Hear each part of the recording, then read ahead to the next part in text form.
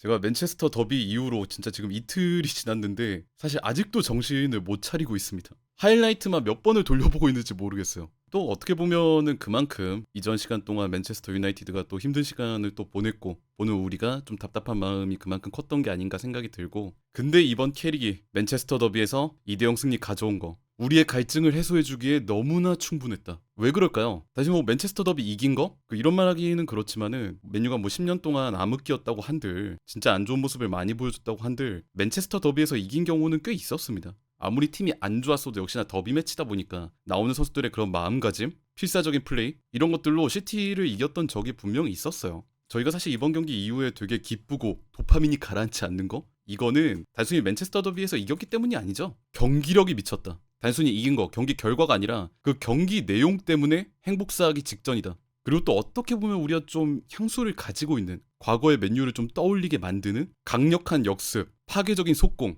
이런 걸 또 보여주니까 우리가 또 이러니까 내가 이틀 동안 정신을 못 차리고 있는 거지. 그래서 오늘은 그냥 뭐 전술 얘기 이런 것보다 정말 가볍게 그냥 경기 감상이라고 생각해 주시면 좋을 것 같아요. 얘기나 좀 하면서 여러분하고 내가 진짜 이 경기 보면서 왜 이렇게 행복했을까? 좀 되돌려 봤거든요. 우선은 그게 제일 큰 것 같아요. 불안한 상황. 맨체스터 유나이티드가 되게 불안한 상황이었다. 아모림이 경질된 이후에 플래처 체제 잠깐 거치고 캐릭 임감 체제로 이제 첫 경기였는데, 이 첫 경기가 심지어 맨시티, 과르디올라의 맨시티를 만났단 말이죠. 그래서 솔직하게 이제 와서 얘기하자면은 팬으로서 응원하는 거는 당연히 있었지만 이거는 당연히 기본 전제로 깔고 가고, 이겼으면 좋겠다, 이겼으면 한다, 이 마음은 기본으로 깔고 갔지만 뭐라고 해야 될까, 솔직히 크게 기대를 하기가 어려운 상황이기는 했습니다. 저는 어떤 마음으로 봤냐면은 이거 결과를 가져오기는 쉽지 않은 경기가 될 것 같다. 다른 것도 아니고 시티인데 대신에 필사적인 모습만 보여줬으면 좋겠다. 그게 뭐 선수든 감독이든 열심히 뛰는 모습만 꼭 보여줬으면 좋겠다. 그러면 나는 만족한다. 이런 마음으로 봤거든요. 사실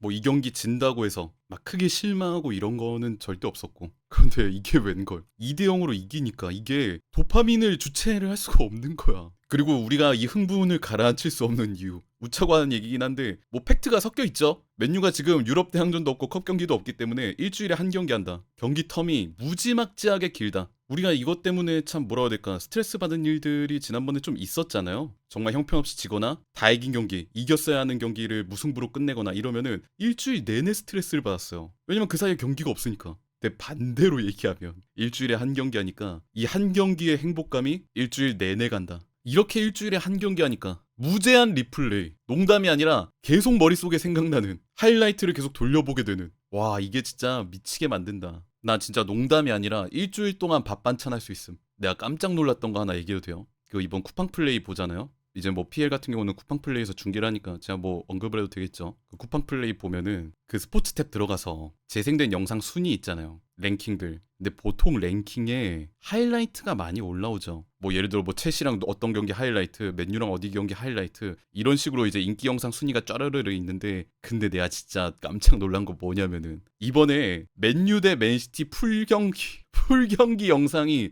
순위권에 있어요. 난 이거 처음 봤어. 사람들이 계속 보는 거야. 하이라이트로 이제 만족이 안 돼. 소화가 안 돼서 풀경기를 본다. 소화가 안 돼.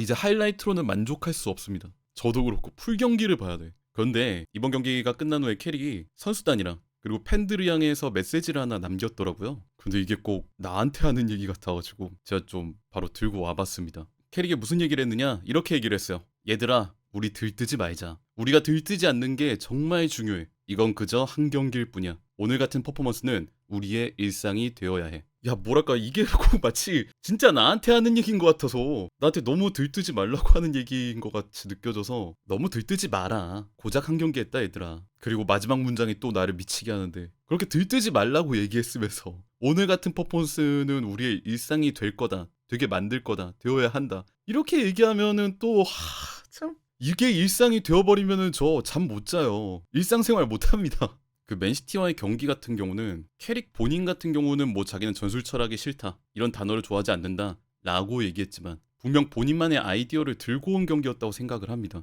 자세한 얘기는 뭐 이전에 전술 얘기에서 했으니까 정말 간단하게 얘기하자면, 앞쪽에 이제 시티 선수들이 있을 때 기본적으로 4-2-4, 양쪽을 안으로 좁히면서 상대 센터백들이 볼을 갖고 있을 때 중앙을 틀어막는 압박 체계, 그러면 상대가 안쪽으로 전진 패스를 못 넣고 측면으로 볼을 빼게 강제하는, 측면적으로 전진 방향을 우리가 정해주는 이런 압박을 일단 처음에 들고 왔고요. 그 다음에 시티가 측면으로 이렇게 강제되니까 측면에서 볼 끌고 올라와서 뭐 세메뉴나 도쿠나 이런 윙포워드들이 볼을 잡았을 경우는 뭐 도루구나 아마드나 이런 선수들을 끝까지 내려서 후방에 백식스를 놓는 시스템, 그리고 위에 있는 선수들을 아래로 쭉 내려서 그 앞에 4명을 놓는 육사형 수비 포메이션을 만들어놨죠. 그래서 뭐 세메뉴나 도쿠나 이런 선수들이 볼을 잡으면 아마드, 달로, 도루구, 루쿠쇼 이런 식으로 꽉 둘러 막히는, 숨 막히는 그런 협력 수비 구도를 짜왔습니다. 앞쪽에 우리 스트라이커가 없는데 이게 역습이 제대로 전개가 되냐 그럼, 이런 의심도 있을 수 있었지만 그걸 또 브루노 페르난데스라는 볼줄기가 살아있는 미드필더, 심지어 자기가 볼 끌고 올라가서 역습 전개하는 미드필더, 이 선수가 있음으로써 다 커버했죠.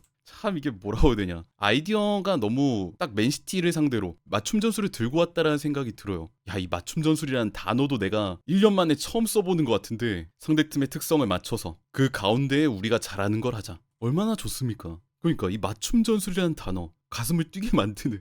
아, 그리고 이 맞춤 전술 자체가 이 육사형 포메이션, 이 시스템을 봤을 때 굉장히 캐릭이 신경을 많이 썼다라는 생각이 들어요. 그냥 임시 방편이 아니라 지금 선수단의 상황에 맞춰서 이걸 짜왔다는 생각이 제일 먼저 들었거든요. 왜 그러냐면 방금 말씀드린 브루노도 그렇고 두 선수 때문에 그런 것 같습니다. 먼저 오른쪽 아마드 디알로. 야, 이 아마드도 아모림 체제에서 오른쪽 윙백으로 뛰었잖아요. 사이드백으로 쭉 뛰었다고요. 그러다 보니까 이 역할에서 위에 있다가 아래 최후방 수비로 내려오는 이 역할, 이거에 익숙해져 있는 게 눈에 보여서 수비가 많이 늘었다라는 생각이 들었습니다. 예전보다 확실히 나아졌어요. 윙백을 1년 동안 뛰어보니까 왼쪽에서 도쿠와 볼을 잡았을 때 아마드, 달로 이렇게 협력 수비로 막는 구도, 그리고 단순히 내려오고 끝이 아니라 그리고 역습을 나갈 때 빠르게 뛰어 올라가는 움직임, 이 위아래 직선적인 활동량이 뭐 진짜 결과론적인 얘기긴 하지만 아모림 체제 때 그래도 1년 동안 윙백으로 뛰었던 경험이 이렇게 적용이 또 됐다. 그리고 또 한 명, 왼쪽에 패트릭 도르구. 도루도 아마드랑 마찬가지로 아모림 체제 때 이제 윙백 역할을 수행을 했다 보니까 직선적으로 많이 뛰어다니는, 윙으로 나왔지만은 아래 내려와서 사이드백 역할하는 이 플레이에 또 익숙하고요. 심지어 뭐 아모림 체제 마지막쯤에 가서는 오른쪽 윙포드로 기용도 하면서